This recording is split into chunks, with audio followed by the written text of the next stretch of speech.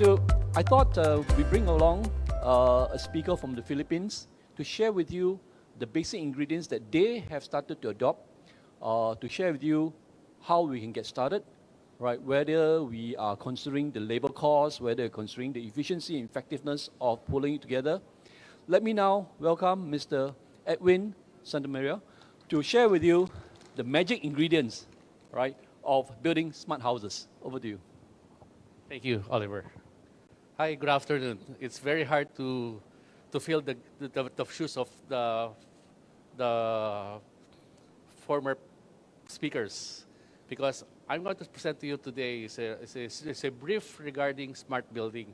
I cannot discuss to you the full detail of about smart building because it will take us around 2 days or 4 days for the smart building. But I'm just going to give you some background, and then will last around 5 to 10 minutes maybe.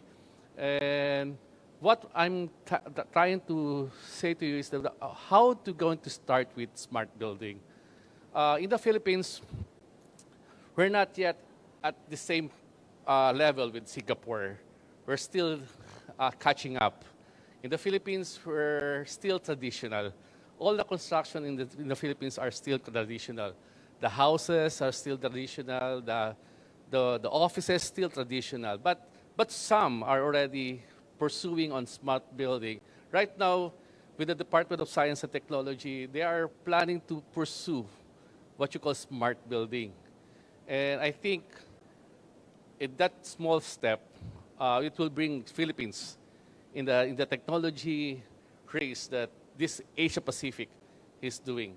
So smart houses, so we can call it smart homes, smart houses. Then what is the magic ingredients?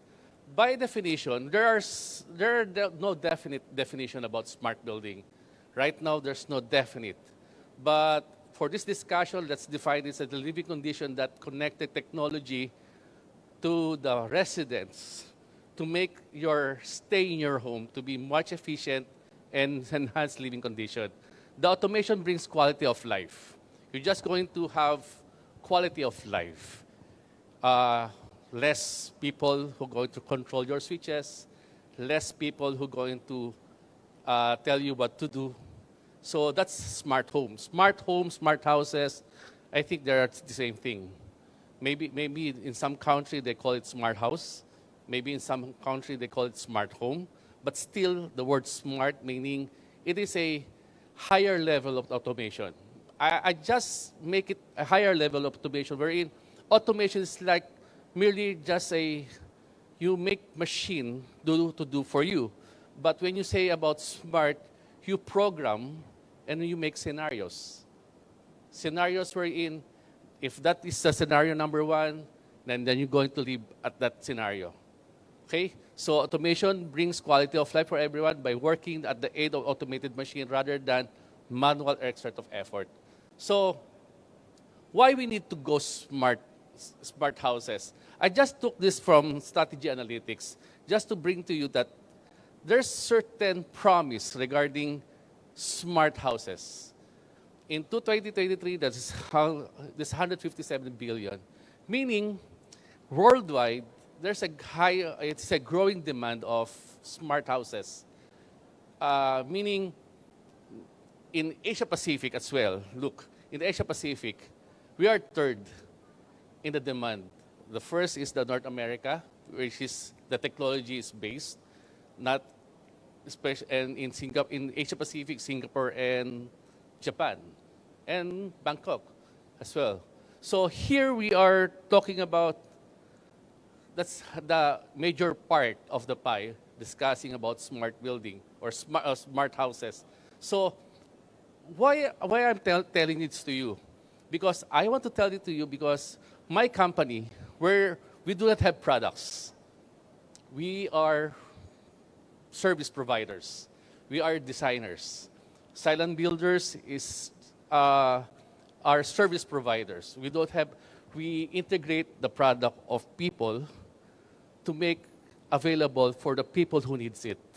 We are programmers, we are builders, and we are thinkers. That's the silent builders is. So we we integrate. We call it system integrator. We are integrators. So we don't have definite product. We don't have, let's say, I have one chair. I'm going to produce this chair, 7 pieces a day, and 200 pieces in 1 month. We don't have that. But we are producing services wherein if you really need that, if you need this integration, you need this setup. We're going to provide it with you, that setup. No two houses is the same. If you need this one, then we're going to do some programming, some integration of systems from different part of the producers and bring it to your home. So that's how we do it. And then here, so by chances, we have high. So in smart houses, we have what you call some components that we need. That's the usual that we need. We need the processor, the hub. A simple Intel NUC is enough. But the more sensors you have, the more thinking that you're going to have, the more higher processor you're going to need. That's based on. But for a small, simple house, simple Intel NUC is enough. Or even a Raspberry is enough. A Raspberry Pi is enough. Sensors, maybe you need several sensors. You need actuators to deliver certain output. And then the once you really make it smart is what you call the internet network. In the Philippines, we have challenges in internet. We really have certain challenges in the internet. Thank you for pandemic that the bandwidth in the Philippines increases because most of the offices and school works are done in houses, in their residential. So the bandwidth increases during the pandemic. Thank you for the pandemic because the internet really speed up. But one of the major component of Internet of Things or this smart house is what you call internet network. Then the next is what you call structured cabling. This is structured cabling, is the often neglected part of the smart building because they always say we can do it wireless. We can do it wireless. We can do it wireless. We can do it wireless. But for us as designers of houses, we integrate what you call structured cabling.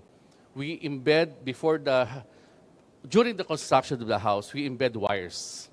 We really embed the wires. So before the finish of the house, we need to embed all those wires to the curtain, to the doors, to the window. We need to embed that to avoid what you call certain chipping.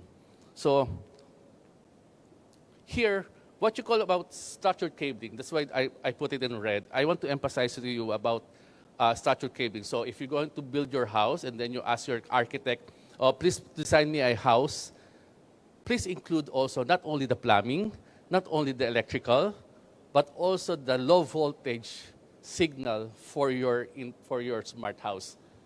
Structured cabling can be connected, the smart home can be connected wireless or with wire. Wireless connection is fast and easy, and it's applicable for small buildings like apartments that is not yours. You can do that if the apartment's not yours. But if the house is yours, I would suggest that you put also in mind what you call wire, the structured cabling, because it is faster. It may be rigid, but it's stable, not wireless. Now, the common smart home is about home entertainment. Here, you control your curtain, you control your lights, you control the movies you want to watch, you control the volume, you control the mood of your room by that smart home. You also control what you call lighting control. We can apply also in the heating and cooling. We can also apply in security. What I want to add is about irrigation. irrigating your garden. You can also put some smart system on your irrigation. And also leak detection for your gas, leak detection for your water. You can do that. Especially in security, you can detect also who is the intruder. You can interlink the CCTV with your proximity sensors.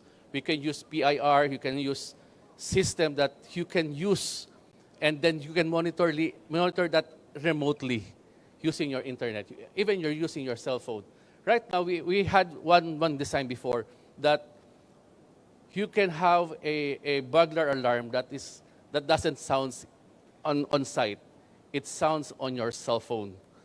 So if somebody gets into your house, the thief will not be alarmed, but you are notified through your phone that somebody entered to your house, and you can see on your phone your CCTV, and you can lock everything again, and you can lock the person in, they cannot escape anymore, and then you can call the police, then they could go there, or the guard of the village, you can go there. So here, this is what you call the system that a smart home can do.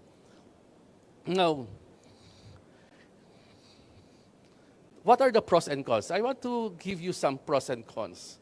The pros is that it provides convenience. It really provides convenience, and it can get notification, and it can save you money.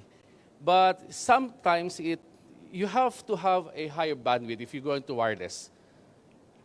Maybe in Bangkok, that's not a really problem. But one problem is that you must be a techie in your house if you're going to apply that in your house. So the pros and cons, you're going to balance it, and then you're going to see it. How can I apply that in my house? Or how can I apply that on my friend's house? But the savings and the comfort that you can get using your smart house, let's say, your scenario is that once you enter to your door using your biometric, the computer already identifies that you entered your door, and that the setup is that the scenario is that automatically the aircon will turn on, the TV will turn on, the heater will turn on, and then the light will turn on, and based on on the scenario program, that the bathroom light will light up, because the first thing you go is to the bathroom, and then you go to the kitchen. Everything will be aided or facilitated by the processor, and that's what you call in smart house. Now, the question is, will this advancement will affect manpower? Yes. The answer is yes. When the square bot, you're going to implement the square bot, it will replace people because you want safety. If that will fall, it's only the machine will fall, not people. So, will it affect the manpower? Yes. Definitely yes. I can say yes. But what I'm trying to say here is that I'm not selling to you products, but I'm telling to you is that shift from traditional mindset to a more technological mindset. All of us, we're not technological inclined at first. We started at grade 1, but we finished college. The tendency of replacing people by robots is eminent. It's really here. But what I'm trying to say here, you can develop your technology and your knowledge in your house. Start it in your house so that you can adapt in the future in the workplace. Because if you can try to make your house smart, then every time there will be a change of technology outside, that's a good replica of your workplace. just to avoid to be replaced by machines. Because if you're going to be the think tank of the technology, you will program the machine and you will not be replaced by the machine. This risk or this challenge is given to us that not because we don't want to we don't want change, but I want to emphasize here that we really wanted to be important in the future as workforce, as individual workforce. We want to be here in the future. But where are you going to start? Where are you going to start? So start in your house. Make your house smart. Use the technology. I didn't posted any YouTube video here. Because there are several YouTube videos pertaining smart houses, the Tuya, the Smart Life. They are producing several videos. What I'm trying to emphasize here is that we want to cope with the technology. Don't be phased out by the technology. Make your house smart. Go back to the basic. That the first thing, the basic unit of the community is your family. So the basic unit of technology is your house. Then that is the reality. If you can develop your house into a smart house personally, then you can adapt also to the changing technology of the future, of your workplace, of your office, and even in the construction. So why is it called a magic ingredient? If you can make your smart house, that is the MSG of your career. That will be your MSG, your vetchin, your Ajinomoto of your career. Because if you're just going to sit down and look at the change of the technology, as your learning phase being phased out, you yourself will be phased out. So what I'm trying to say here is that convert your houses into smart houses. Try to study more, develop more, and that will be the magic ingredients of the new technology. You will be part of the new workforce, not the traditional one, because the robot will replace the traditional workforce. Thank you for listening.